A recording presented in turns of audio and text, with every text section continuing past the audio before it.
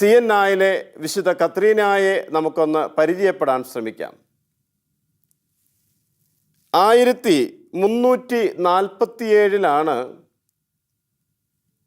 സിയന്നായിലെ വിശുദ്ധ കത്രീന ജനിക്കുന്നത്. ജാക്കമോ ദെ ബെനിൻകാസ ലാപ്പ പിയാജെന്തെ എന്ന് പറയുന്ന ദമ്പതികളുടെ 23ാമത്തെ മകളായിട്ടാണ് കാതറിൻ ജനിക്കുന്നത്. എന്നെ കേൾക്കുന്ന പ്രേക്ഷകർക്ക് ഇത് മനസ്സിലാക്കാൻ അല്പം പ്രയാസമുണ്ടാകും. എങ്ങനെ ഈ ദമ്പതികൾ 23 കുഞ്ഞുങ്ങൾക്ക് ജന്മം നൽകി വളർത്തി എന്നുള്ളത്. ആ കുഞ്ഞുങ്ങളിൽ പലരും മരിച്ചു പോയിട്ടുണ്ട്. കാതറിൻ തന്നെ ഇരട്ട കുട്ടികൾ ആയിട്ടാണ് ജനിച്ചത്. ആ ഇരട്ട പിറന്ന തുണ സഹോദരി മരിച്ചു പോയതായിട്ട് നമ്മൾ മനസ്സിലാക്കുന്നുണ്ട്. എന്നാലും 23ാമത്തെ കുഞ്ഞായിട്ടാണ് കാതറിൻ വസ്ത്രവ്യാപാരികളുടെ ഈ ഒരു കുടുംബത്തിൽ വന്ന് പിറക്കുന്നത്.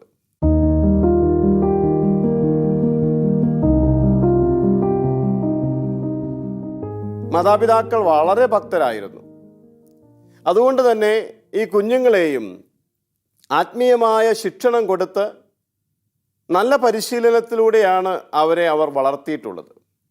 5 വയസ്സായപ്പോൾ തന്നെ കാതറിൻ പ്രാർത്ഥനകളെല്ലാം ചൊല്ലാൻ പഠിച്ചിരുന്നു എന്നാണ് അവർ പറയുക.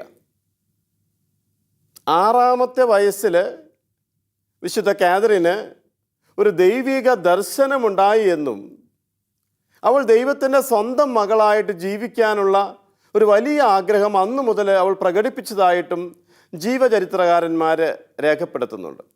അന്ന് ശൈശവ വിവാഹങ്ങൾ നടക്കുന്നൊരു കാലഘട്ടമാണ് 14ാം നൂറ്റാണ്ടിൽ.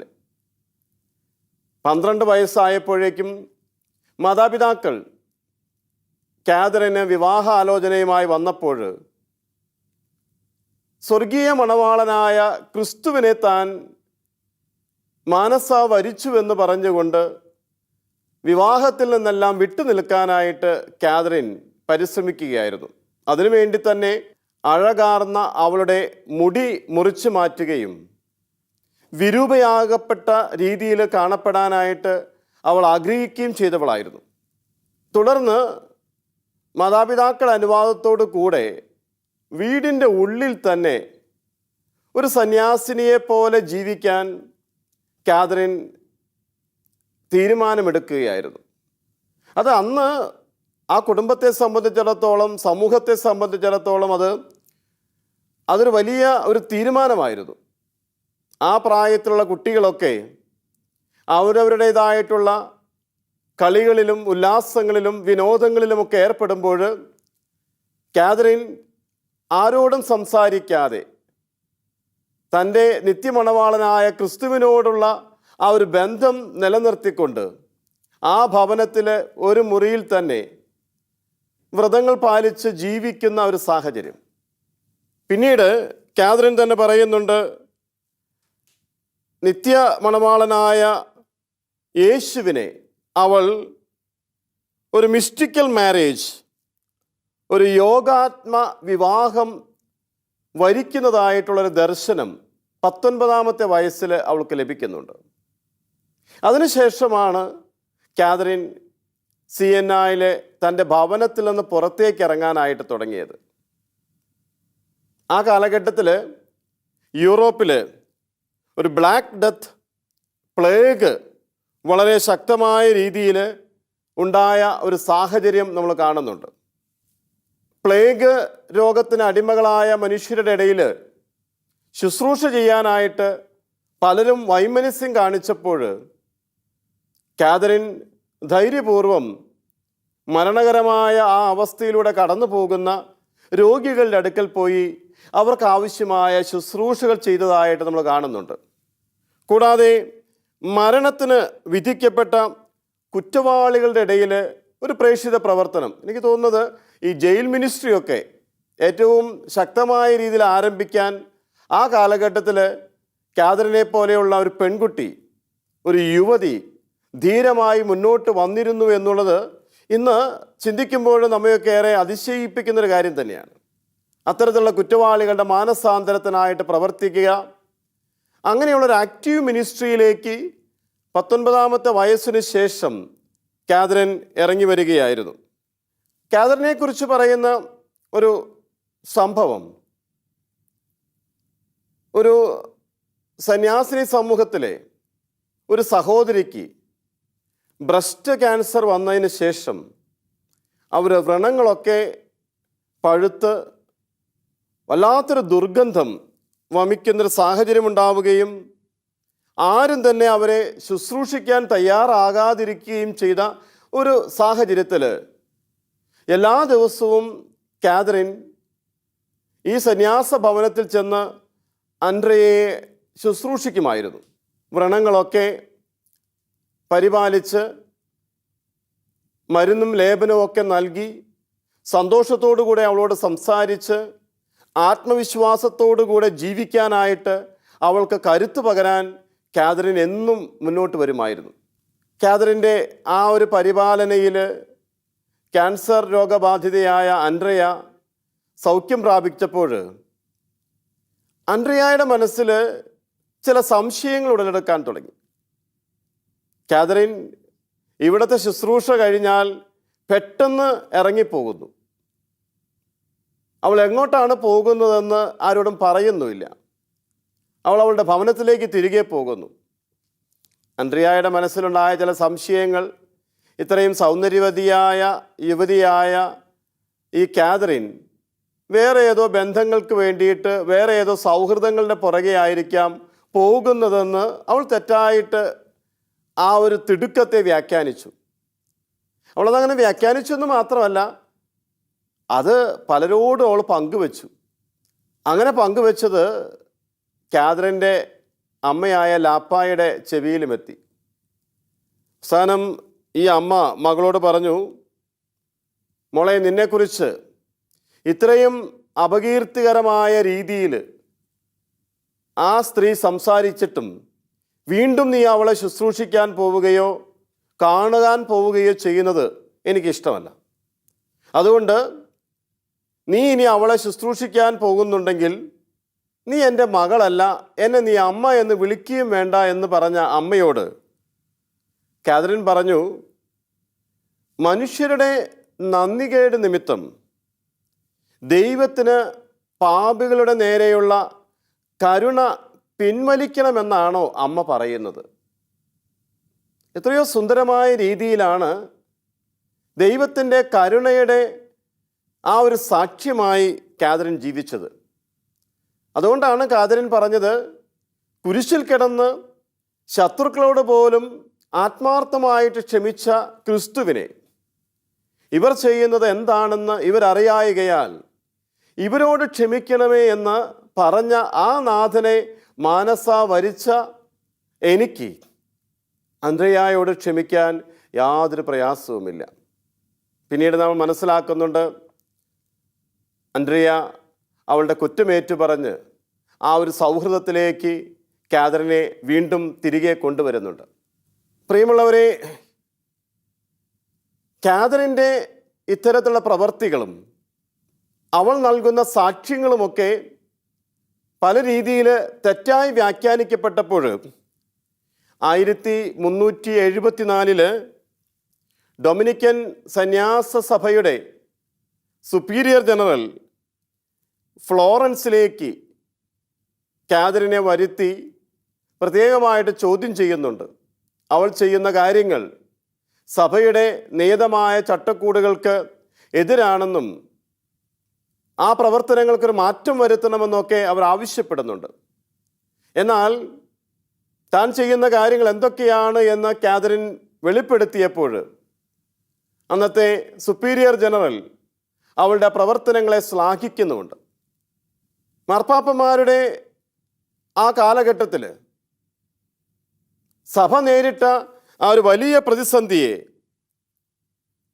തൻ്റേതായ സാക്ഷ്യത്തിലൂടെ തിരികെ കൊണ്ടുവരാനും സഭയെ വിശ്വാസത്തിൽ ഉറപ്പിക്കാനും കാതറിൻ പരിശ്രമിക്കുന്നുണ്ട്. ദൈവപരിപാലനയുടെ സംവാദം എന്ന പേരിൽ കാതറിൻ എഴുതിയ ഒരു പുസ്തകം തന്നെയുണ്ട്, ദൈവപരിപാലനയുടെ സംവാദം.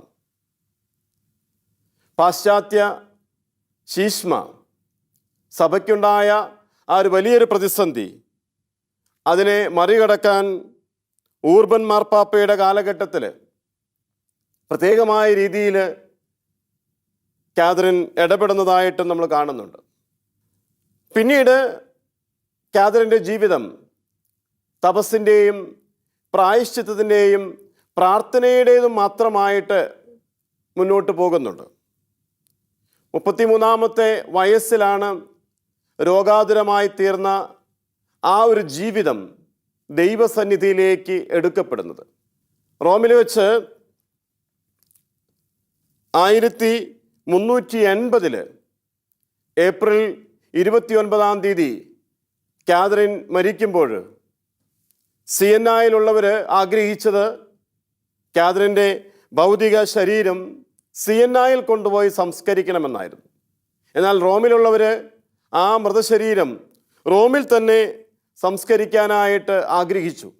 അങ്ങനെ basilica of saint Mary of Minerva, ആ ദേവാലയത്തിൽ കാതറിൻ്റെ മൃതശരീരം അടക്കം ചെയ്യാനുള്ള ശ്രമങ്ങൾ നടത്തിയപ്പോൾ സിയന്നായിൽ നിന്നുള്ള ഭക്തർ ആരുമറിയാതെ കാതറിൻ്റെ ശിരസ് അറുത്തുമാറ്റി അത് ഇവിടെ നിന്ന് സിയന്നായിലേക്ക്, റോമിൽ നിന്ന് സിയന്നായിലേക്ക് കൊണ്ടുപോകുന്ന വഴി നഗരപാലകർ ഇവരുടെ യാത്ര തടഞ്ഞ് ഇവരുടെ കയ്യിലുണ്ടായിരുന്ന ഈ ഭാണ്ഡം പരിശോധിച്ചപ്പോൾ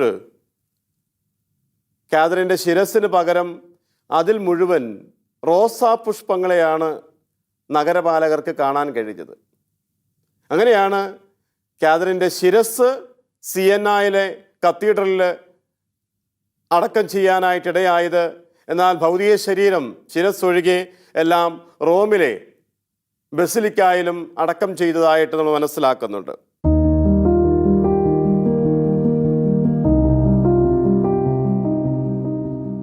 1461 പയസ് രണ്ടാമൻ മാർപ്പാപ്പയാണ് സിയന്നായിലെ വിശുദ്ധ കത്രീനായെ വിശുദ്ധയായിട്ട് പ്രഖ്യാപിച്ചത്.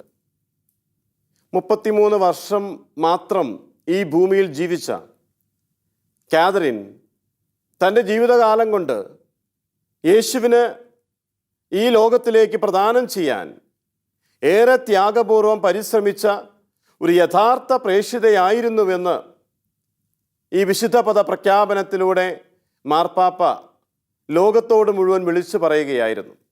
ഏപ്രിൽ 29 കാതറിൻ ദിവംഗതയായതെങ്കിലും ആദ്യകാലങ്ങളിൽ വിശുദ്ധ കാതറിൻ്റെ തിരുനാളായിട്ട് ആചരിച്ചിരുന്നത് ഏപ്രിൽ 30 പിന്നീട് സഭ കാതറിൻ്റെ തിരുനാൾ ഏപ്രിൽ 29 തന്നെയായി നിജപ്പെടുത്തുകയായിരുന്നു. കാതറിൻ്റെ പ്രതീകമായിട്ട് ആ ചിത്രത്തിൽ നമ്മൾ കാണുന്നത് ഒന്ന് ഡൊമിനിക്കൻ സഭാ വസ്ത്രം ധരിച്ചിട്ടുള്ള ഒരു കാതറിനെയാണ് എപ്പോഴും നമ്മൾ കാണാറുള്ളത്. ലില്ലി പുഷ്പങ്ങൾ ആ കരങ്ങളിൽ വഹിക്കുന്നതായിട്ടും റോസാ പുഷ്പങ്ങളുടെ കിരീടമുള്ളതായിട്ടും മുൾക്കിരീടം ധരിച്ചതായിട്ടും ഒരു തലയോട്ടി കയ്യിൽ പിടിച്ചതായിട്ടൊക്കെയുള്ള പ്രതീകങ്ങൾ കൂടി വിശുദ്ധ കാതറിൻ്റെ ചിത്രത്തോട് ചേർത്ത് വയ്ക്കാറുണ്ട്. ഈ നശ്വരമായ ജീവിതത്തെ അനശ്വരതയിലേക്ക് എത്തിക്കാൻ തൻ്റെ പ്രാർത്ഥനയിലൂടെയും ഉപവാസത്തിലൂടെയും ധ്യാന ജീവിതത്തിലൂടെയും കാതറിൻ പരിശ്രമിച്ചിരുന്നു എന്നുള്ളതാണ് ഈ പ്രതീകങ്ങളൊക്കെ വെളിപ്പെടുത്തുക. കൂടുതൽ സമയം നിശബ്ദയായി ഇരിക്കാനാണ് കാതറിൻ ഇഷ്ടപ്പെട്ടിരുന്നത്. ദിവസങ്ങളോളം ആരോടും സംസാരിക്കാതെ ദിവ്യനാഥനോടൊത്തുള്ള സംഭാഷണത്തിലൂടെ കടന്നുപോയതായിട്ട് നാം മനസ്സിലാക്കുന്നുണ്ട്. കാതറിൻ്റെ മാധ്യസ്ഥം, പ്രത്യേകമായിട്ട് ഫയർഫോഴ്സ് ജീവനക്കാർ, തീപിടുത്തമുണ്ടായാൽ അപകടത്തിൽ നിന്ന് രക്ഷിക്കുന്നവരുടെ മധ്യസ്ഥയായിട്ടും ശാരീരിക രോഗങ്ങളിലൂടെ കടന്നു പോകുന്നവർക്കുള്ള ഒരാശ്രയമായിട്ടും പ്രലോഭനങ്ങൾക്ക് വിധേയപ്പെടുന്നവർക്ക് ആശ്രയിക്കാവുന്ന ഒരു ശക്തി കേന്ദ്രമായിട്ടൊക്കെ നമ്മൾ പറയാറുണ്ട്.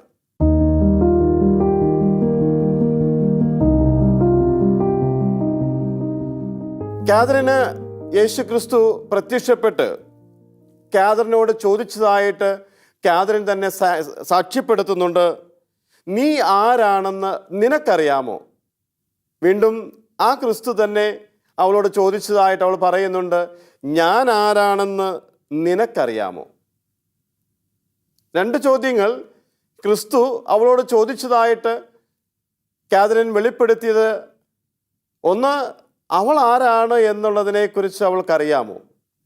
ഞാൻ ആരാണെന്നാണ് നീ മനസ്സിലാക്കിയിട്ടുള്ളത്. പ്രിയമുള്ളവരെ, ഈ വിശുദ്ധയെ അറിയാൻ നാം ശ്രമിക്കുമ്പോൾ ഈ രണ്ട് ചോദ്യങ്ങൾ നമ്മുടെ മനസ്സിൽ നമുക്കൊന്ന് മുഴക്കി നോക്കാം. Who are you? നീ ആരാണ്?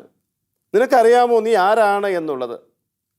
നമുക്ക് ഈ ഭൂമിയിൽ ജീവിക്കുമ്പോൾ നമ്മൾ വല്ലാതെ ചിന്തിച്ചു പോകും, നമ്മളൊക്കെ എന്തോ വലിയ സംഭവമാണെന്നോ വലിയ ആരോ ആണെന്നോ ദീർഘകാലം ഈ ഭൂമിയിൽ ജീവിക്കാനായി അയക്കപ്പെട്ടിരിക്കുന്ന ആളാണെന്നൊക്കെയുള്ള ചിന്തകളൊക്കെ നമുക്കുണ്ടാകാം.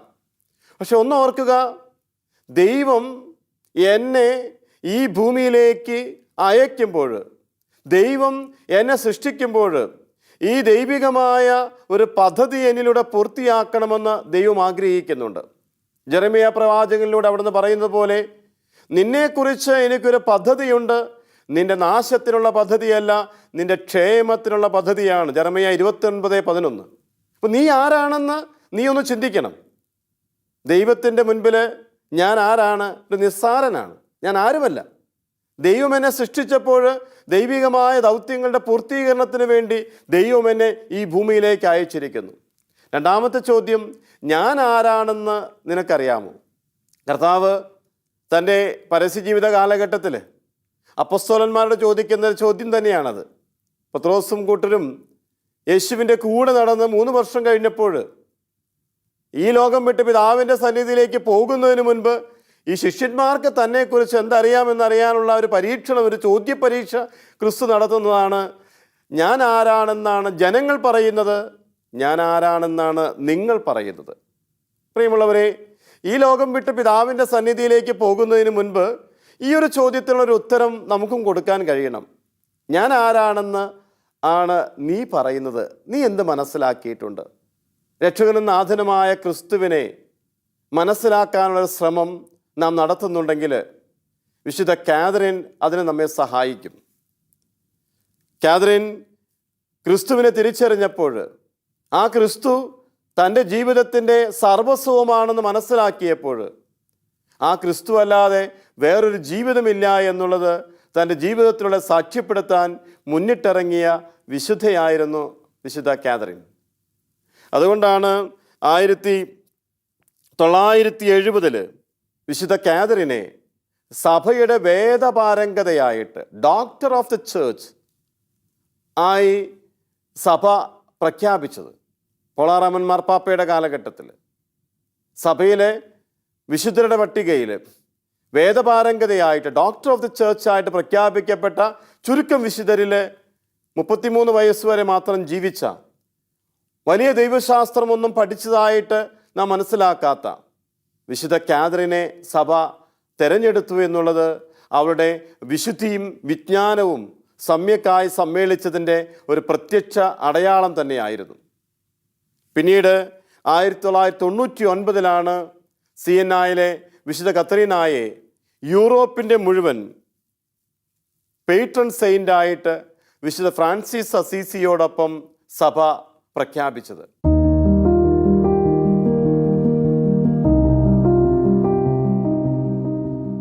പ്രിയമുള്ളവരെ, സിയന്നായിലെ വിശുദ്ധ Katrina, saint Catherine of Sienna, നമുക്ക് വലിയ ഒരു മാതൃകയും പ്രചോദനവുമാണ്. വർഷങ്ങൾക്ക് മുൻപ് ഞാൻ സിയന്നായിൽ കത്രീനായുടെ ഭവനത്തിലും ഭൗതിക ശിരസ് അടക്കം ചെയ്ത ബസിലിക്കായാലും പോയത് ഈ അവസരത്തിൽ ഞാൻ ഓർക്കുകയാണ്. പീസായുടെ അടുത്താണ് സിയന്ന. പീസായിലെ ചെരിഞ്ഞ ഗോപുരം സ്ഥിതി ചെയ്യുന്ന സ്ഥലത്തിനടുത്ത്. ഇന്നും ആ പ്രദേശങ്ങളിലൂടെ സഞ്ചരിക്കുമ്പോൾ ആ വിശുദ്ധിയുടെ പരിമളം നമുക്കും അനുഭവിക്കാൻ കഴിയുന്നുണ്ട്. ആ വിശുദ്ധിയുടെ പരിമളം ഇന്ന് നമ്മെയും പ്രചോദിപ്പിക്കട്ടെ. നാം നടക്കുന്ന വഴിയിൽ നിന്ന് മാറി ദൈവം കാണിച്ചു തരുന്ന വിശുദ്ധിയുടെ മാർഗത്തിലൂടെ പിഞ്ചെല്ലാൻ വിശുദ്ധ കാതറിൻ്റെ മാതൃക നമ്മെ ഏവരെയും പ്രചോദിപ്പിക്കട്ടെ എന്ന് ആത്മാർത്ഥമായിട്ട് പ്രാർത്ഥിക്കുന്നു. ഏവർക്കും ഈ വിശുദ്ധയുടെ തിരുനാളിൻ്റെ മംഗളങ്ങൾ സ്നേഹപൂർവ്വം നേരുന്നു.